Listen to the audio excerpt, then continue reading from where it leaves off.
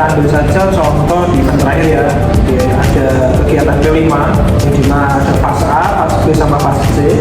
Untuk fase A sendiri di Asia Surnas kemarin mengimplementasikan dengan cara bermain peran atau drama, di mana anak-anak kelas 1 itu bermain drama seperti lokomotor, dari mobil, kereta api. Kemudian untuk kelas 2 itu mereka itu membuat sebuah karya dengan mengambil tema rambu lalu lintas. Jadi anggapan dimana anak-anak itu mengenalkan bagaimana ketika mereka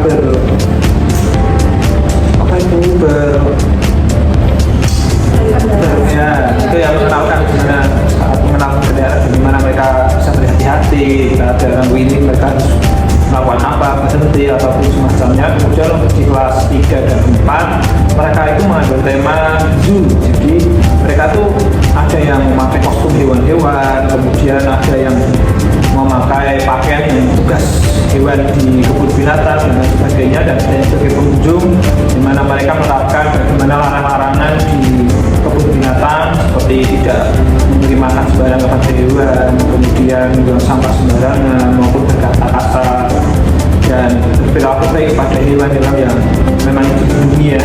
Kemudian di kelas 6, 5 dan 6 itu mereka membuat robotik. Jadi mereka tuh memanfaatkan barang-barang bekas seperti sedotan, botol dan sebagainya itu dibuat robot. Kemarin itu untuk kelas 5 membuat robot laba-laba, dan untuk kelas 6 membuat robot komodo. Jadi mereka itu memang memanfaatkan barang-barang bekas, jadi tidak terbuang sia-sia. Oke, jadi pada kegiatan V5 kemarin itu sangat beragam sekali ya temanya, di mana anak kelas 1 fase A itu sudah dikenalkan dengan lokomotif, lokomotor seperti itu ya, dan juga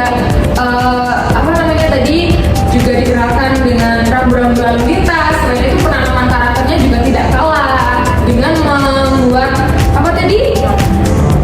memanfaatkan kardus ya jadi robot gitu. Oke,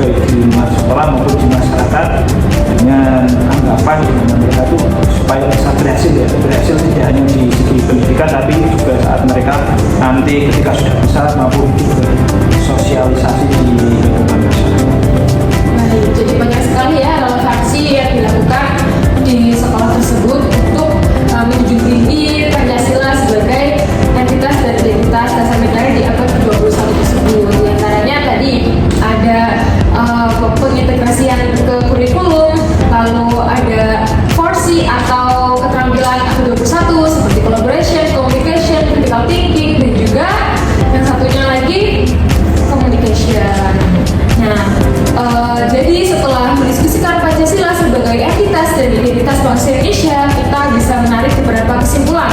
Pancasila bukan hanya sebuah dasar negara yang sudah tertuang dalam konstitusi, tetapi juga merupakan sebuah nilai yang terus hidup dan berkembang dalam kehidupan sehari-hari.